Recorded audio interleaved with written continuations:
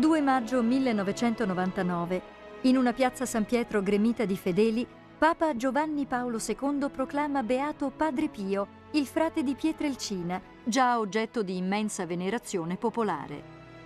Pronunciando queste parole, questo umile frate cappuccino ha stupito il mondo con la sua vita tutta dedicata alla preghiera e all'ascolto dei fratelli. Giovanni Paolo II imprime una svolta al lungo processo di canonizzazione del frate iniziata nel 1972. Il 16 giugno 2002, davanti a 300.000 fedeli e devoti, il Papa proclamerà Padre Pio santo. La Chiesa lo festeggia ogni anno il 23 settembre.